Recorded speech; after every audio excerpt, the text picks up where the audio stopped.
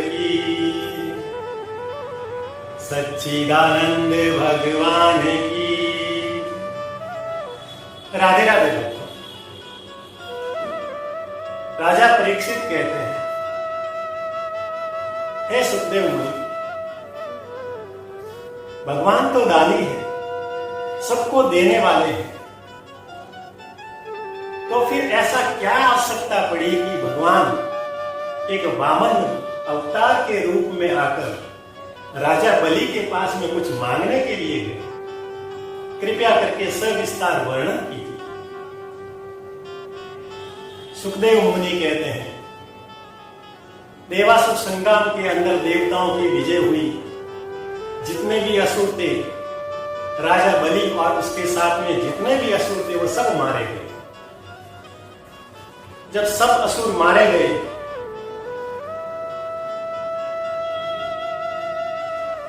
तब शुक्राचार्य ने अपनी मृत संजीवनी विद्या द्वारा राजा बलि को पुनर्जीवित कर दिया और असुरों की एक विशाल सेना को तैयार किया। राजा बलि ने कहा, हे गुरु शुक्राचार्य, ये देवता तो अमृत पीकर अमर हो गए हैं, शक्तिशाली हो गए हैं, उसको हराना बड़ा ही मुश्किल है, असंभव है। कृपया करके आप ऐसा कोई उपाय बताइए कि हम देवताओं को पराजित कर सकें। तब दैत्य के गुरु शुक्राचार्य ने कहा, हे राजा बलि, यदि तुम देवताओं को पराजित करना चाहते हो, स्वर्ग पर पुनः अपना अधिकार करना चाहते हो, तो तुमको ब्राह्मणों की सेवा करनी पड़ेगी, और ब्राह्मण प्रसन्न हो गए तो उसके द्वारा विश्वजीत नाम का यज्ञ यदि तुम आयोजित करोगे तो तुम्हें पुनः वह शक्ति प्राप्त हो जाएगी जिससे तुम स्वर्ग के ऊपर अधिकार कर सकते हो। बोली मां के बिहारी लाल की। राजा बलि ने अपने गुरु शुक्राचार्य के इस उपाय के द्वारा ब्राह्मणों की सेवा की, भृगुवंशी ब्राह्मणों की सेवा की, तो उन्होंने प्रसन्न होकर विश्वजीत नाम का यज्ञ का आयोजन किया। जब राजा बलि ने इस विश्वजीत नाम के यज्ञ का आयोजन किया, तो उस यज्ञ से प्रसन्न होकर अग्निदेव प्रकट हुए और उस अग्निदेव ने उस यज्ञ में से हीरे सोने से जड़ित एक रथ, उसमें से दिव्य घोड़े, तरकस और धनुष प्रकट हुए। वो समस्त जो इस यज्ञ के अंदर से प्रकट हुए थे, राजा बलि को प्रदान कर दिए। उसके उपरांत शुक्राचार्य ने राजा बलि को एक शंख प्रदान किया। इस प्रकार से राजा बलि शक्ति प्राप्त करके असुरों की विशाल सेना को एकत्रित किया। शुक्राचार्य का आशीर्वाद लेकर इंद्रपुरी पर, स्वर्ग लोक पर आक्रमण के लिए चढ़ाई कर दी। जब राजा बलि ने शुक्राचार्य के दिए हुए शंख को शंखनाद किया, उसको बजाया, तो उसके शंख की भयंकर ध्वनि से समस्त देवता भयभीत हो गए, कांपने लगे और राजा बलि की इस विशाल सेना को प्रचंड गति से अपनी ओर आते हुए देख भयभीत हो गए, डर के मारे इधर उधर छिपने लगे और इस प्रकार पुनः राजा बलि ने स्वर्ग के ऊपर अपना अधिकार कर लिया। बोलिए भागवत भगवान की। राजा बलि ने स्वर्ग के ऊपर अधिकार करने के बाद अपने गुरु शुक्राचार्य के पास में आए। शुक्राचार्य ने उनको 100 अश्वमेध यज्ञ का आयोजन करने के लिए उनको आज्ञा दी। उनकी आज्ञा पाकर राजा बलि ने 99 अश्वमेध यज्ञ को पूर्ण रूप से संपन्न किया, जिससे उनकी जो ख्याति है, उनकी महानता, उनका पराक्रम की चारों ओर प्रशंसा होने लगी।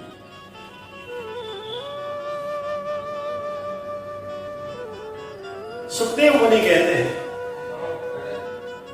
जब माता अदिति को ये समाचार मिला कि देवताओं के ऊपर पुनः, स्वर्ग लोक के ऊपर पुनः राजा बलि ने ये अधिकार कर लिया है, अधीन कर लिया है, और देवता और मेरा पुत्र इंद्र इधर उधर भटक रहे हैं, छिप रहे हैं,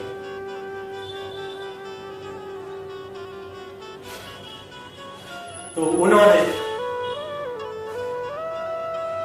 अपने पति कश्यप जी की आज्ञा पर 12 दिन का कठोर भगवान विष्णु को प्रसन्न करने के लिए कठोर तप किया।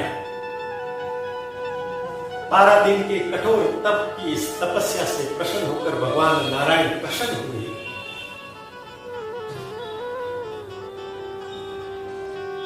माता अदिति ने कहा, प्रभु आपको बारंबार नमस्कार है, मेरे पुत्र इधर उधर भटक रहे हैं, इस राजा बलि ने पुनः इस इंद्रलोक पर, स्वर्ग लोक पर अधिकार कर लिया है। मैं अपने पुत्र को पुनः स्वर्ग लोक लौटाने के लिए आपसे अनुरोध करती हूँ, विनती करती हूँ, स्तुति करती हूँ।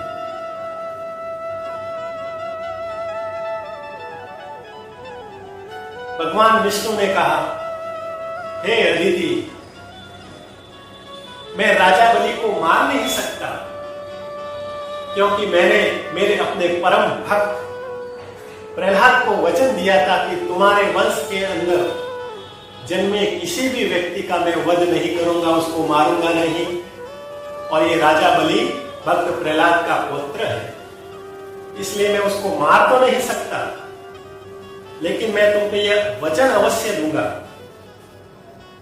कि मैं तुम्हारे गर्भ से पुत्र के रूप में अवतार लूंगा और देवताओं को पुनः उसका राज्य प्रदान करूंगा। ऐसा कहते हुए भगवान वहां से अंतर्ध्यान हो गए। और समय आने पर माता अदिति के गर्भ से भाद्र मास के शुक्ल पक्ष में द्वादशी तिथि को भगवान वामन इस धरती पर अवतार लिया, जन्म लिया। बोलिए वामन देव की।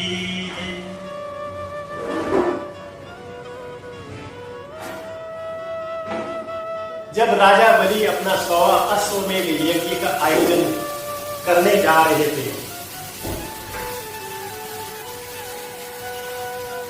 नर्मदा नदी के तट पर भृगुकच्छ नामक स्थान पर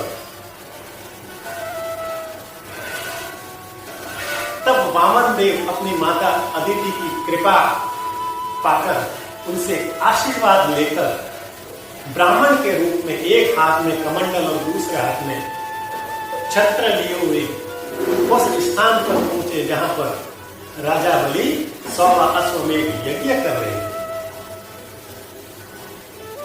जैसे ही वामन भगवान उस यज्ञ के आयोजन के स्थान पर पहुंचे तो आवाज लगाई, हे राजन भिक्षाम देहि, मुझे कुछ वस्तुओं की आवश्यकता है, मैं आपसे कुछ वस्तु मांग रहा हूं। राजा बलि कुछ समय यज्ञ का आयोजन कर रहे थे, लेकिन जैसे ही उन्होंने ब्राह्मण से कुछ मांगने की आवाज अपने कानों के अंदर सुनी, तो तुरंत वहां से उठकर रवाना होने लगे। तो तुरंत शुक्राचार्य ने उसको रोक दिया और कहा कि हे राजन, यज्ञ पूर्ण हुए बिना छोड़ना अशुभ माना जाता है। राजा बलि ने कहा, हे गुरु, यदि मेरे द्वार पर, मेरे यहाँ पर कोई ब्राह्मण कुछ याचना करने के लिए आए, कुछ मांगने के लिए आए और वो बिना कुछ लिए खाली हाथ ही लौट जाए, वो मेरे धर्म और मेरे आचरण और संस्कार के विरुद्ध है।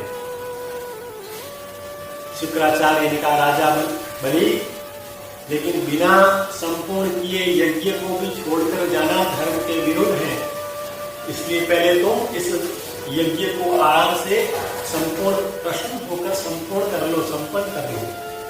उसके बाद तुम्हारी जो इच्छा है तुम उसको जितना चाहे तुम दे सकते हो, बोलिए बांके बिहारी लाल की।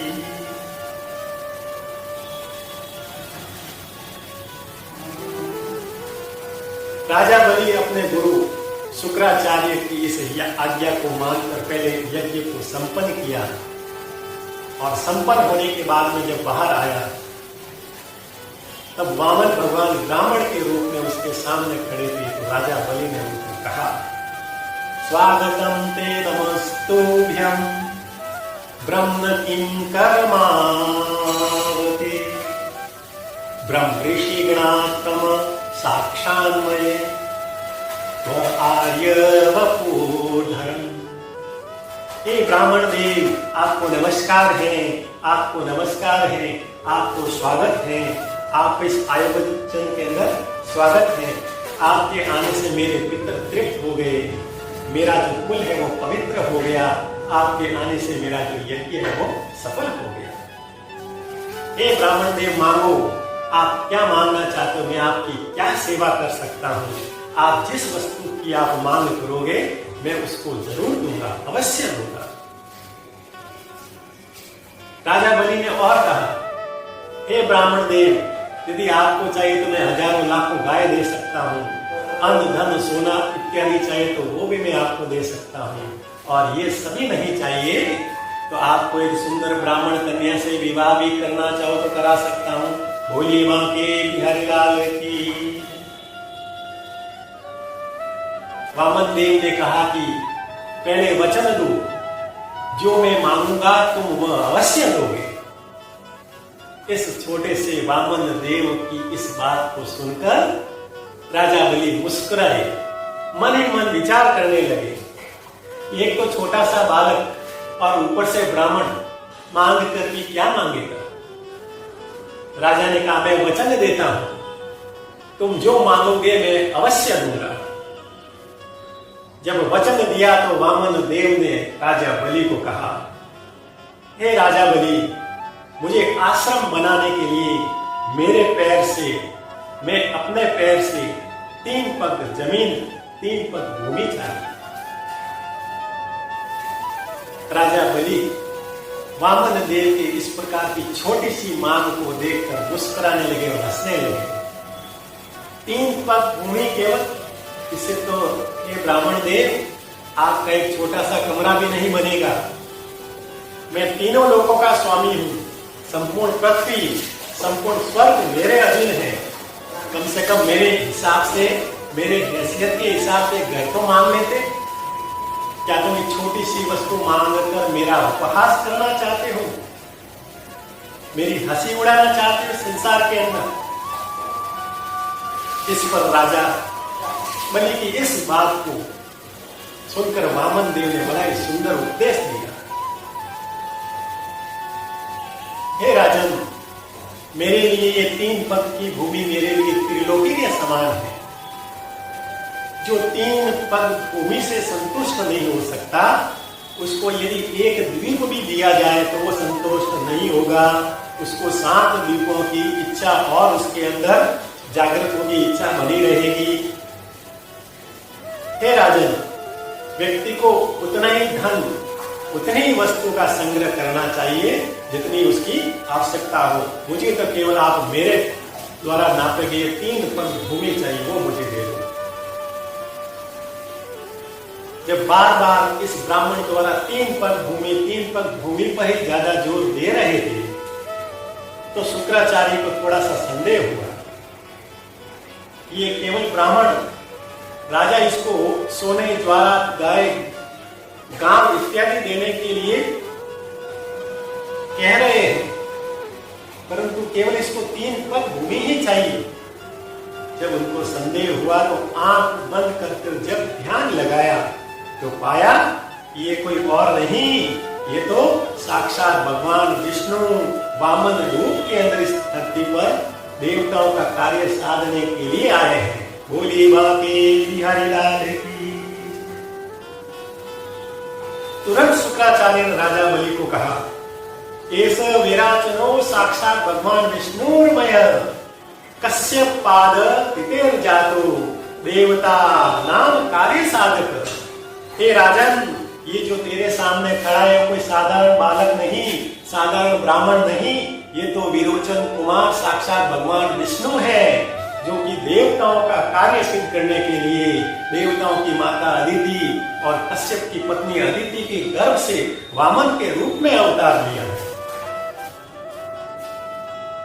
तुम इसको 3 पग भूमि देने का जो संकल्प कर रहे हो, ये अपने इतना विशाल शरीर बनाकर एक पग में तुम्हारे संपूर्ण पृथ्वी और दूसरे पग से तुम्हारा संपूर्ण स्वर्ग ये ले लेंगे। जब दोनों ही तुम्हारे से ले लेंगे तो तुम कंगाल हो जाओगे, तुम्हारे पास देने के लिए कुछ नहीं होगा। और जब तीसरा पैर मांगने के लिए कहेंगे और जब तुम्हारे पास देने के लिए कुछ नहीं होगा तो तुम्हें नरक में डाल देंगे। इसलिए हे राजन, तुम अपने वचन से पीछे हट जाओ और कह दो कि मैंने तो झूठ ही बोला था। बोलिए भागवत भगवान की।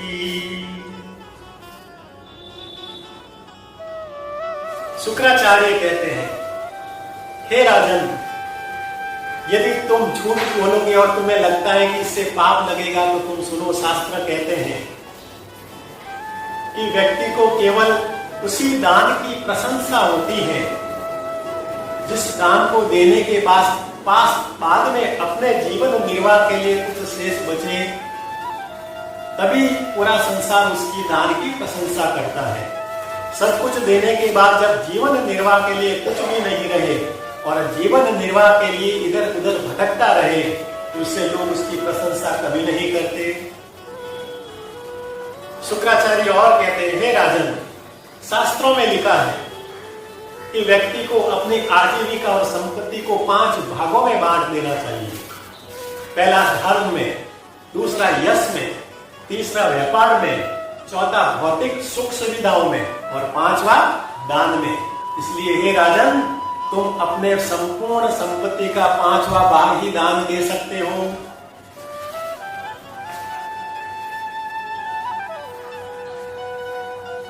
जब राजा बलि ने अपने गुरु शुक्राचार्य की इस प्रकार की बात सुनी तो राजा बलि कहने लगे, हे गुरु, आप ही ने तो बताया था कि झूठ बोलने से पाप लगता है और नरक में जाना पड़ता है।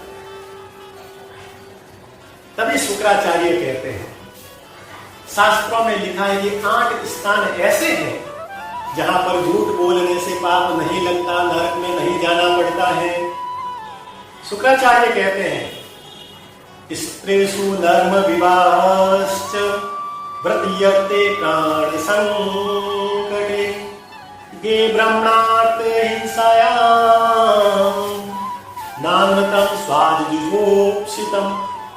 8 ऐसे स्थान बताए जहां पर यदि झूठ बोलता है कोई भी व्यक्ति तो उसको पाप नहीं लगता है, उसको नरक में नहीं जाना पड़ता है। पहला स्थान, किसी स्त्री अपनी पत्नी से यदि कोई बात छिपाए, उसको छिपाने से यदि कोई अच्छा हो रहा हो तो उस छिपाने से, झूठ बोलने से पाप नहीं लगता है। हास्य परिहास में, किसी मजाक में यदि झूठ बोल दे तो वहां पर भी पाप नहीं लगता है। तीसरा, किसी की लड़की की सगाई या विवाह के लिए उसकी प्रशंसा के लिए बोला गया झूठ, उससे भी कोई भी पाप नहीं लगता है। चौथा, यदि किसी व्यक्ति की अपनी आजीविका संपत्ति बचाने के लिए यदि झूठ बोला जाए तो भी पाप नहीं लगता है। यदि झूठ बोलने से उसकी आजीविका बच जाए, उसकी संपत्ति बच जाए, उसकी संपत्ति की रक्षा हो जाए तो वह झूठ पाप नहीं है। 5वां, यदि किसी प्राणी का प्राण संकट में हो और अपने प्राणों की रक्षा के लिए यदि झूठ बोला जाए तो वह भी पाप नहीं होता है। 6, गाय की रक्षा के लिए बोला गया झूठ भी पाप नहीं होता है। 7वां, धर्म की रक्षा के लिए यदि कोई भी पाप झूठ बोला जाए तो वह भी पाप नहीं लगता है। और 8वां, धर्म की रक्षा के लिए बोला गया झूठ पाप नहीं लगता है। बोलिए बांके बिहारी लाल की।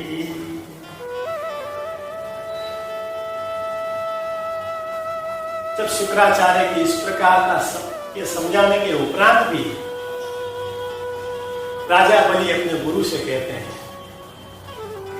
हे गुरुदेव, जब संपूर्ण जगत को, संपूर्ण संसार को, संसार के समस्त मनुष्य को जब किसी व्यक्ति, किसी वस्तु की जब आवश्यकता होती है तब वो भगवान के पास मांगने के लिए जाते हैं। लेकिन आज भगवान को कुछ आवश्यकता पड़ी तो मेरे पास में मांगने के लिए आए हैं। इससे बड़ा सौभाग्यशाली आज से पहले ना कोई हुआ था ना होगा। सारा संसार यही कहेगा, ये दानी हो तो राजा बलि जैसा, क्योंकि भगवान संपूर्ण जगत भगवान के पास मांगने के लिए जाता है। लेकिन भगवान जब किसी भी वस्तु की इच्छा हुई तो राजा बलि के पास में मांगने के लिए आया। ये जो इतना बड़ा जो ये अवसर है उसको मैं खोना नहीं चाहता हूं, इसलिए मैं आपकी बात को नहीं मानूंगा, मैं अपने वचन के ऊपर अडिग रहूंगा। बोलिए भागवत भगवान की। शुक्राचार्य द्वारा राजा बलि को बहुत समझाने के बाद भी जब राजा बलि नहीं माने, अपने वचन पर अडिग रहे, तब शुक्राचार्य को क्रोध आया और क्रोध में कहने लगे, हे राजन, तुम अपने आप को बड़े पाखंडी मानते हो, बड़े ज्ञानी मानते हो, अपने आप को बड़ा दानी मानते हो, तुमने मेरी आज्ञा की अवहेलना की है, इसलिए मैं तुमको श्राप देता हूं कि शीघ्र ही तुम अपना राज्य, अपना वैभव, अपनी सब सोना संपत्ति इत्यादि खो बैठोगे। गुरुदेव के इस श्राप के उपरांत भी राजा बलि अपने वचन से हिले नहीं, अपने वचन से डिगे नहीं और वामन भगवान को हाथ जोड़कर कहने लगे कि मैं अपने वचन पर अडिग हूं और आप मांगो।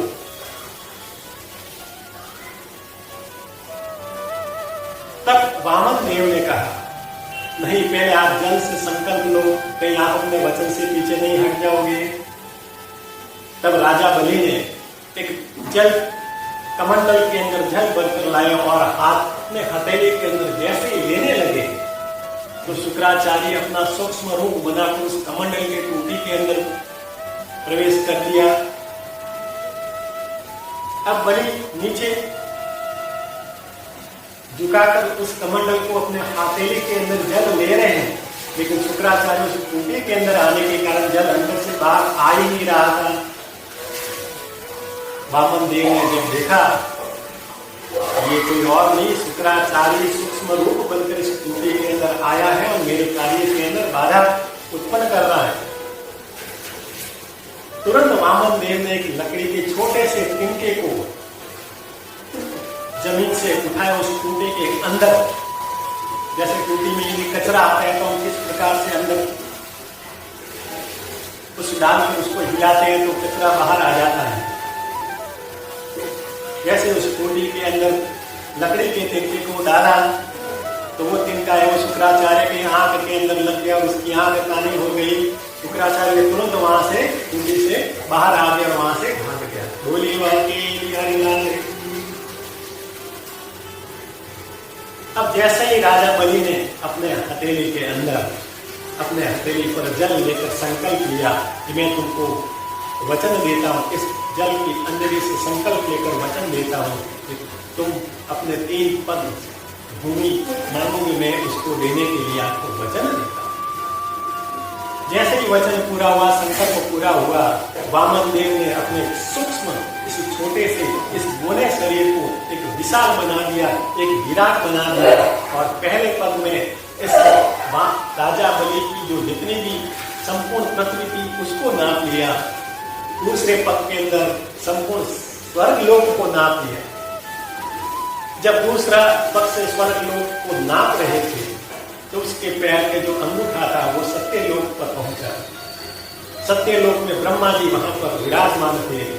भगवान के चरणों का जल से पक्षाल किया और उस पक्षाल के जल को जो कमंडल के अंदर एकत्रित कर लिया और वही आगे चलकर गंगा के रूप में इस धरा के ऊपर अवतरित हुई। बोले गंगे मात की। जब वामन भगवान ने 2 पैर से राजा बलि के संपूर्ण पृथ्वी और स्वर्ग को नाप लिया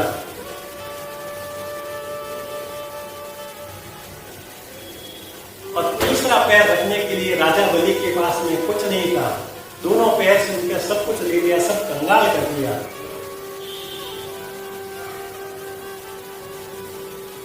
तब भगवान वामन देव ने कहा कि मैंने प्रथम पैर से तुम्हारी संपूर्ण पृथ्वी, दूसरे पैर से संपूर्ण स्वर्ग को नाप लिया है। अब मुझे तुम्हारे तीसरे पैर को नापने के लिए मैं तीसरा पैर कहां रखूं? क्योंकि तुम्हारे पास में तीसरा पैर रखने के लिए, तुम्हारे पास लेने के लिए कुछ नहीं है। यदि तुम अपने वचन से पीछे हटोगे तो तुम्हें नरक जाना पड़ेगा। राजा बलि ने कहा, हे भगवान, आपने मेरे 2 पैर से मेरा संकल्प छीन लिया है, लेकिन मुझे नहीं। मैं अभी बाकी हूं, मैं श्रेष्ठ हूं। इसलिए जिस प्रकार से आपने दोनों पैर से संपूर्ण पृथ्वी और संपूर्ण स्वर्ग लोग, मेरा सब कुछ आपने ले लिया है, तीसरा पैर मेरे ऊपर रखकर मुझे भी आप ग्रहण करिए।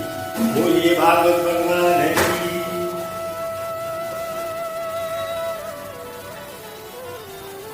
वामन देव राजा बलि के इस प्रकार के निवेदन से प्रसन्न हुए और कहने लगे कि तुम धन्य हो। इस संसार में तुम्हारे जैसा दानी ना पहले कभी था ना कभी होगा, जिसने अपना सब कुछ देने के बाद स्वयं को भी आपने दान कर लिया, अपने आप को भी जो दान कर लिया, ऐसा दानी ना पहले कभी हुआ है ना कभी होगा।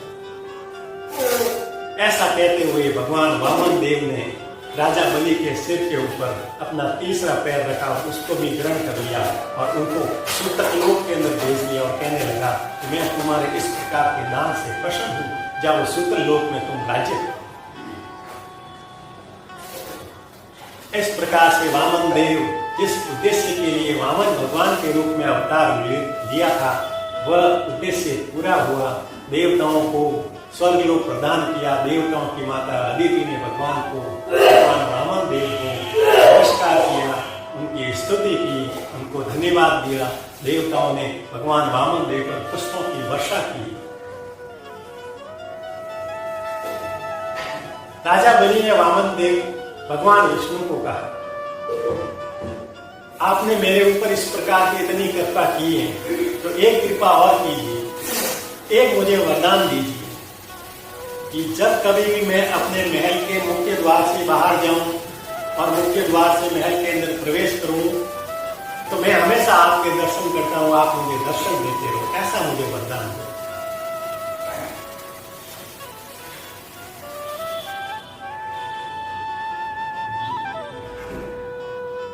भगवान नारायण वामन देव के इस प्रकार की जो वरदान से प्रसन्न और मुस्कुराए और कहने लगे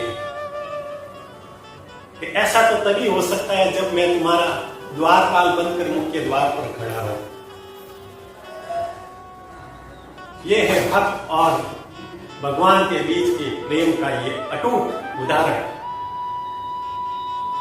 जो भगवान अपने भक्त के लिए द्वारपाल बनकर भी खड़े हो सकते हैं। भक्त में ऐसी शक्ति होनी चाहिए, भक्त में ऐसी श्रद्धा होनी चाहिए। बोलिए भक्त वत्सल भगवान की। भगवान ने कहा तथास्तु। इस प्रकार से भगवान द्वारपाल बनकर अब सूतकलोक के अंदर राजा बलि के महल के मुख्य द्वार पर द्वारपाल बनकर खड़े हो गए। अब जब कभी भी राजा बलि अपने महल से बाहर जाते और महल के अंदर प्रवेश करते, तो भगवान जो द्वारपाल बनकर खड़े थे उनके दर्शन करते, भगवान उनको आशीर्वाद देते। इस प्रकार से ये कई समय तक इस प्रकार का चलता रहा।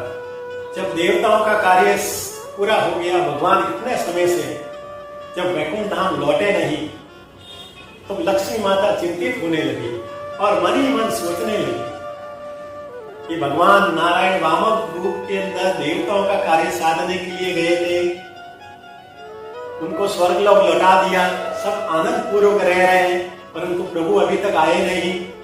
जब ऐसी चिंता कर ही रहे थे कि नारद जी वहां पर प्रकट हो गए।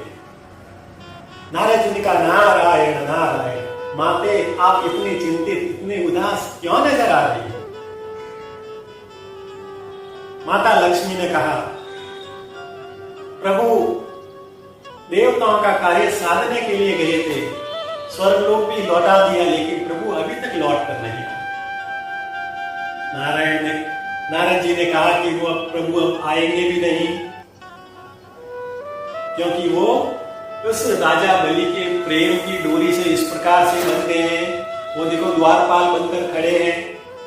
अब राजा बलि अपने इच्छा से कभी नहीं कहेंगे कि आप यहाँ से वैकुंठ धाम चले जाओ, और भगवान जब तक राजा बलि नहीं कहेंगे वो नहीं जाएंगे। इसलिए भगवान तो अब आने वाले नहीं हैं।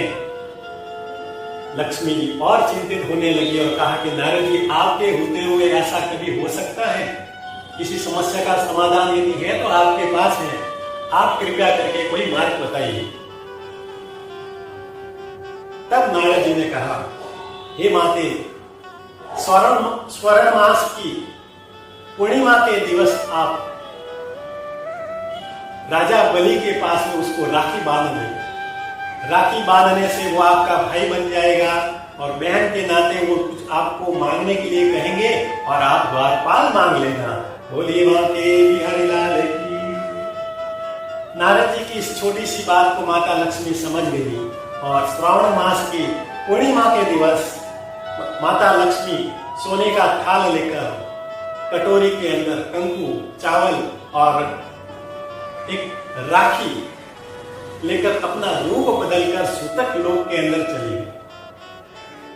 राजा बलि को कहा कि मेरा कोई भाई नहीं, मैं आपको भाई बनाना चाहती हूं। राजा बलि ने कहा, मेरी भी कोई बहन नहीं है, बांध लो राखी। जैसे ही माता लक्ष्मी ने राजा बलि के हाथ में राखी बांध दी तो कहा, आज से तुम मेरा भाई हो। राजा बलि ने कहा, आज तुम मेरी आज से बहन हो।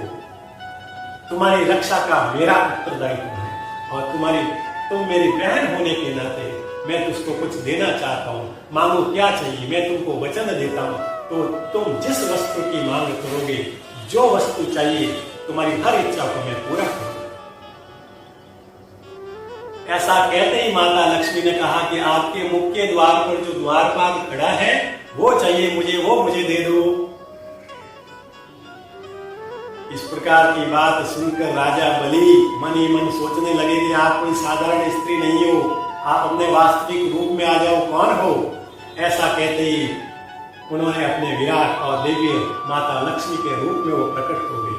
राजा बलि ने उनको नमस्कार किया, प्रणाम किया और द्वारपाल जो कि भगवान द्वारपाल के रूप में खड़े थे उनको कहने लगे कि आप तो सदा सदा के लिए लक्ष्मी जी के हैं। लक्ष्मी जी आपकी, आप और लक्ष्मी जी को कौन अलग कर सकता है? इसलिए आप वैकुंठ धाम पधारिए। बोलिए बांके बिहारी लाल की। जब राजा बलि ने आज्ञा दे दी तो द्वारपाल जो बने थे वो भगवान नारायण के रूप में प्रकट हुए और लक्ष्मी जी के साथ में वैकुंठ धाम रवाना हुए। रवाना होते समय राजा बलि ने विनती की कि प्रभु आप यहाँ से जा रहे हो, लेकिन कुछ समय के लिए मेरे यहाँ पर अवश्य आना। भक्त की बात सुनकर भगवान नारायण प्रसन्न हुए और कहने लगे कि मैं प्रत्येक वर्ष की देवशयनी एकादशी से देव उठनी एकादशी के बीच में विश्राम करने के लिए मैं तुम्हारे यहाँ पर आऊंगा। बोलिए बांके बिहारी लाल की। ऐसा कहते हुए भगवान पुनः अपने वैकुंठ धाम चले गए। बोलिए भागवत भगवान की।